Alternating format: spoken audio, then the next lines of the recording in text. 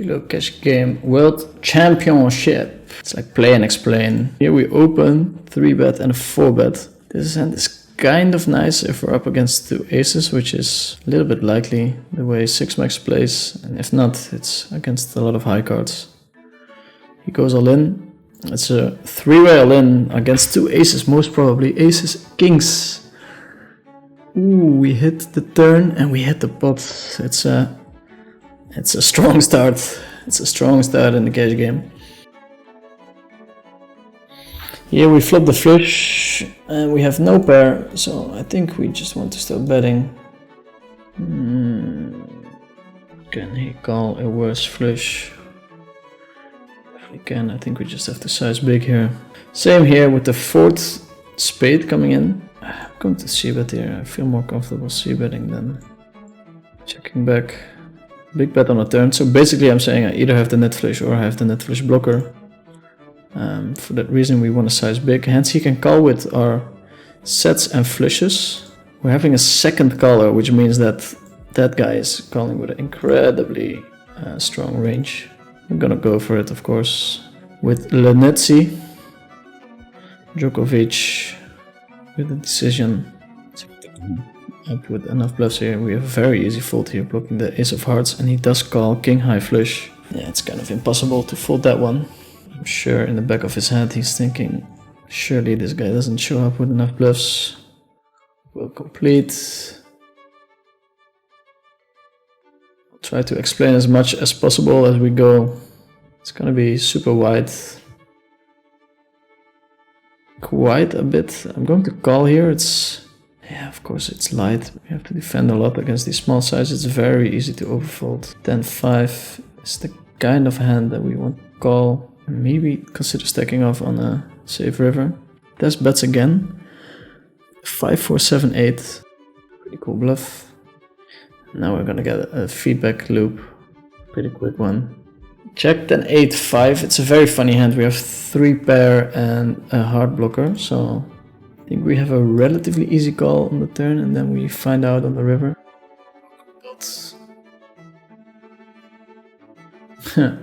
Pot bet from the poker pot. So he's saying, okay, I have an ace high flush, which is very believable.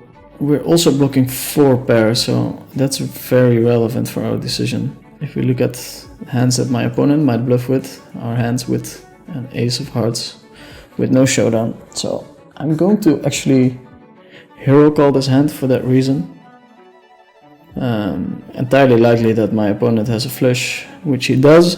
If it turns out that this guy is super tight, of course it's a bad call, so that's something we can try and establish after playing a lot. We hit trips good enough to bet, but if we want to bet trips a lot of times, we do it with the 6 deuce or 6s. If we want to protect our checking range somewhat, we do it with the weaker trips. I think we can start betting now and actually bet twice. An interesting spot. Okay.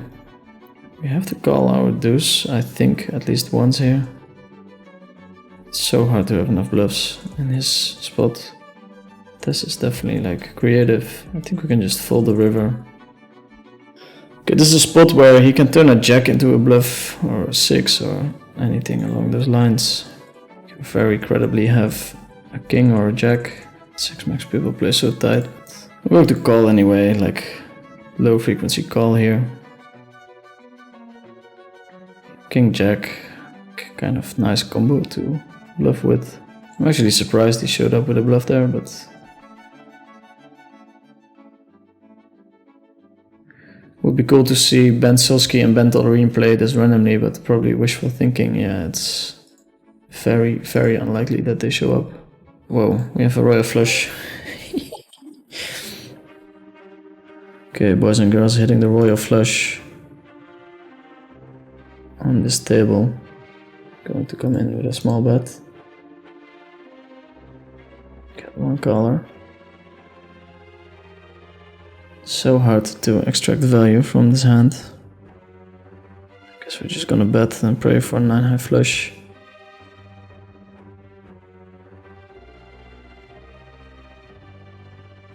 Look at the call. Yeah, It's a 9-high flush, baby. 4-4-9. How to extract the value? Can we check raise? No, it's not strong enough, I think. So I'm just gonna bet super big size, extract value from a queen with some redraws. Easy to start betting with hands that are... They look kind of strong, but they're not. Here we have the very relevant ace of heart blocker, so we can start bluffing on a lot of turns. There's a queen that could come in for a rep, and taking down this hand on the flop would be very favorable. This hand also very interesting to look up how we should navigate it on the river. Pretty sure we can bet for value, but also Tony is a very capable opponent that could put us in the blender. The 3-bet here. Super fine as a call as well. We get to use all kinds of sizes here. Go for a bigger one where my opponent might be inclined to fold weak aces or a weak ace. Doing my homework. No, my homework. Okay, we start with a check. We have a queen and a jack of clubs. I think we're supposed to defend here against a small size. It's also kind of a cool spot if our opponent checks back on the turn to bluff on the river, because it's very hard to float air against a size like that. My opponent must decide to go for the big bet. So cool to see all these hands. We open the jack, jack, 9, 8. Call, squeeze, overcall. Okay. Double suited kings maybe a hand like 4, 4, 5, 5 double suited. Call the jacks, just imagine. Oof, trouble hand. Pull that for my opponent. I think we're gonna make a tight fold here. He does never have a bluff here. And against his value part, I'm kind of flipping. Against the stronger part, I'm kind of dead. Shoving into 4 players. Mr. Djokovic feels like super bad to fold here, but I just think his range is extremely... Wow, ace 10, yeah. It's his range. What a good starting hands in pillow to play with. So either you want to have high cards, strong cards, cards that connect very well together, and if not for high cards, then it has to be a connected hand or a hand that can make a strong hand on the board that you're not supposed to connect with. So when you're under the gun and you play a hand like king 4, 5, 6 double suited or 5, 6, 7, it's a hand that can make straights and your opponent is not going to expect you having too many straights. Here we're mostly betting. These top sets are being used for slow plays as well. So maybe when we have king, king, 8, 5 or something, we want to play it slow, but I think we just want to get money into the pot. Pretty nice turn. Brings in a lot of draws. Wouldn't mind a little raise. Okay. Djokovic. Tough one. Imagine having a set of 8s here. Makes the fold. So just gonna call this time around. Tess comes in with the limp re-raise, interesting. Flop top set. It's been smooth sailing so far. We come with the bet. We had this hand. In not so super good shape. Start with a check here. We can raise here and that's the gist of the story. I feel like sometimes we jam it in here. Super bad combo to do it with, but also a creative player on the other side. He's saying I have 10s or check back 7. We do have equity against 7s, of course. out of position. Like sometimes you wanna respond with a jam. And he does have a not good hand. Ooh, okay, we're in the flow state. We're in the flow state. This is the kind of hand you 3-bet in the big blind against the open. Will we do it? We do it. Maybe the 7 has to be an 8. It's the kind of flop you want to check a lot on, especially if you don't have any clubs. Going to check all again reminds me a bit of the hand we had against Kumikon. Pick up a diamond draw. Note. What the pot bet? Ooh. I don't think we can fold here. That's a terrible river. If I had a club, I would be inclined to represent it, but kind of tough with this hand now. Like maybe I should still do it. The front door comes in. A lot of his semi-bluffs are going to contain clubs. Just think it's a little bit too crazy to do it. Goes all in, we have an easy fold. Let's see what he has. 9 high flush. Gonna go for the double squeeze. So if you're looking for bluff 3 bets, ace jack 10 7 works quite nicely. What to do? I think we actually hit the check button every now and then on a board like this, but then again, I think all the options are here or on the table. We start with a check. And then we figure it out. If Kumikon bets and he gets 2 colors, we have a relatively easy fold. Now that he checks, I think we're always all in. Becomes a bit spicy when he shoves and he calls. But as played, I think this is the way to do it. Let's see, we're hoping to be up against like a naked queen jack. Oof, okay. That's a pretty bad hand to be up against. He's blocking house to the straight, had a higher flush draw and a better made hand, but we still had a decent amount of equity.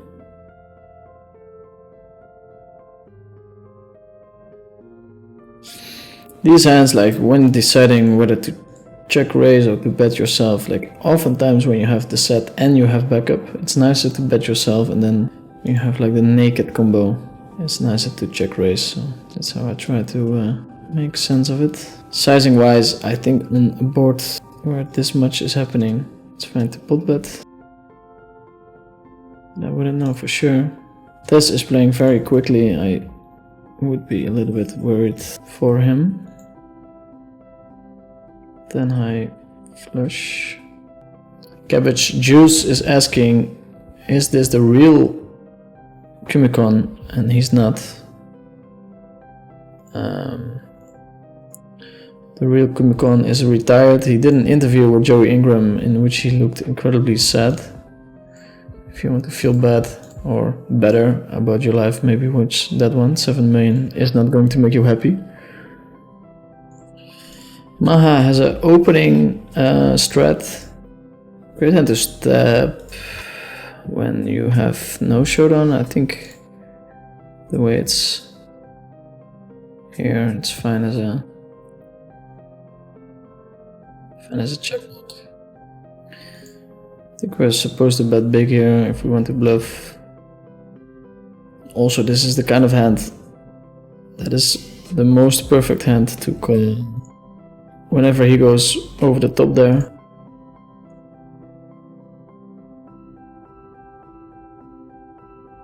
Here we have a top set. Check that back on the flop. So bet, of course. Now we're gonna flat. Now for a good river. It's a pretty good river. We're blocking the full house though. I think we just bet for pot, but it could definitely be something where we bet smaller because we're blocking the king high flush. Okay, we're gonna do that. Just mix it up. Try to get people play for the jack or something. Protect our smaller betting range.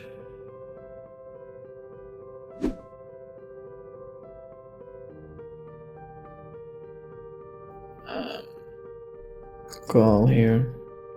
Sep is betting for the size of the pot. I think just calling is fine, and Sep checks on the river. I think we have a pot bet for value, but it's really player dependent. Let's call. Wow, welcome. Welcome Sep to the big league. 4-betting the aces, by the way. Funny flop. I mean, we probably do a ton of betting. But with this hand in particular, I think we can do a ton of checking. We call at least once, and then maybe fold. Maybe even bluff the river, I don't know. Such a weird spot. Yeah, rocky. Oh, such a nice spot to bluff as well. We block a 10, we block queen. I think sometimes we're supposed to call here. He's got all the kings, but also not that many kings, because you're not supposed to 3-bet them. And he does have a ton of 9s. I don't know. Okay! Apparently people are bluffing 6-max here. I think I'm going to bet. I don't think we have a lot of folding equity. Just imagine betting here and he folds anything. I think he checks a lot of flushes on the turn and we are dead some of the time. If we manage to make him fold anything that has value, we're just printing here. Let's find the call and we river the straight. Makes a good call there. It's not easy. So many flushes. Gonna overlimp here. We have an ante in the middle, so we want to like really get into the mix with a lot of hands. It's just the ace high flush draw. I think it's a nice hand to check back with. So here we're going to raise with a nut flush against the small size. Get called. Fourth heart comes in on the river, which makes it more unlikely that we don't have the flush. But to get called here quite often. Queen 10 of heart gets there, but yeah. It's unlikely he's bluffing, I guess, but we're not folding. Yeah, Queen 10 of hearts. Okay, ace king jack, that's really a board that hits his range super hard. So we're just gonna go in call mode. My opponent bets. It's funny because we do have a redraw, but we're just gonna flat call. To flat call and see.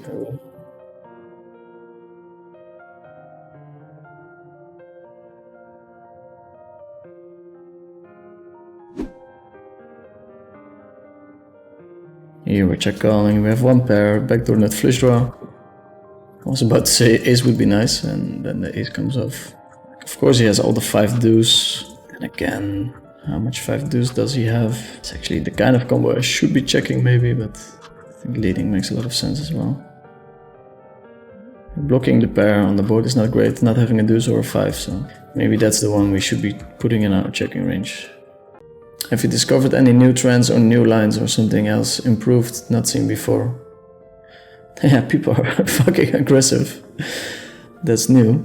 I'm not sure when that happened and if it's only in the challenge, but I've never seen people getting after it as much as they did in this challenge. Oof, it's a pretty big flop. Lead from our opponent. I was thinking about maybe checking back here on the flop. Not a great hand in the big blind. They have like better versions of my hand. Passive is betting again.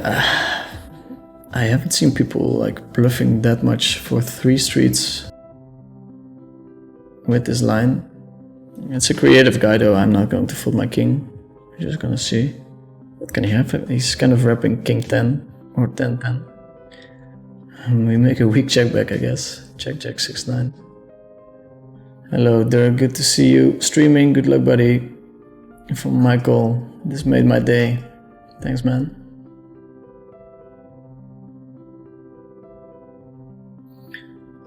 Might be a flop where we check it back.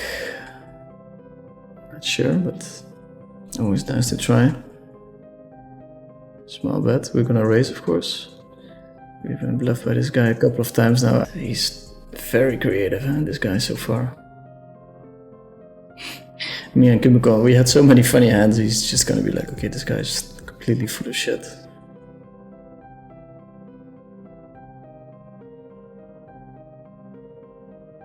We get a call here from Kumi. 3-4. Yeah, that hurts. I know how that feels. That really hurts. Limp.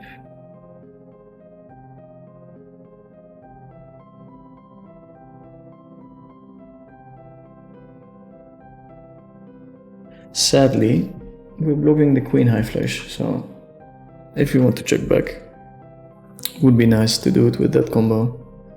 However, we're not blocking any pairs, so I think we just want to continue betting. Might even get calls from 2 pairs with a hard blocker, straights, sets, unlikely because he would probably check raise them on the flop. I'm going to go ahead and 3-bet this one. Never has to. Potentially a little bit too wide, but we don't mind pushing the envelope a little bit in those spots. King 8. It's going up twice. It's not good enough to raise. It's a pretty nice run out. Guess we size for pot. Also a nice check raising opportunity for him with King 9, but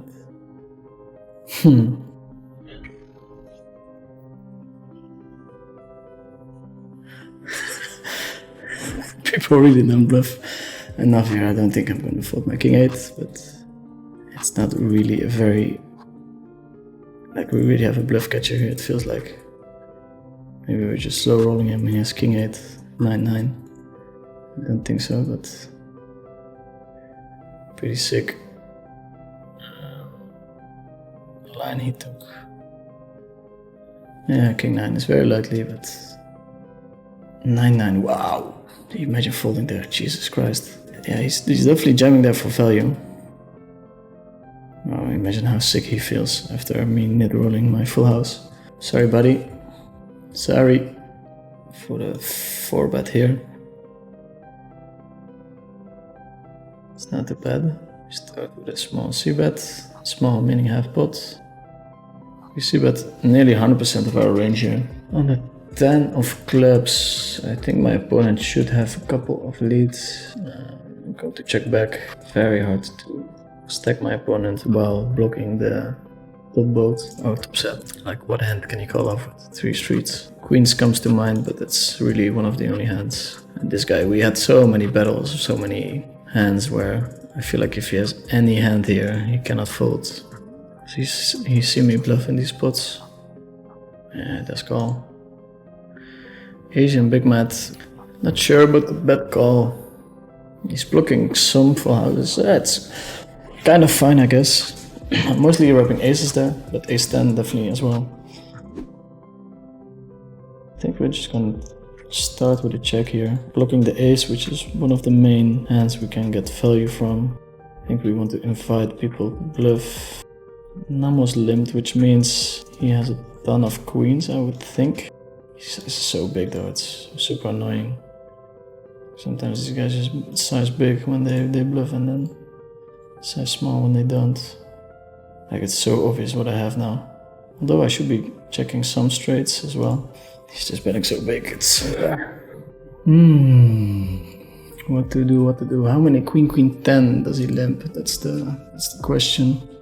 We don't have to think about it, because we river the quads. We bet here, we have to find bluffs with queen 10 as well.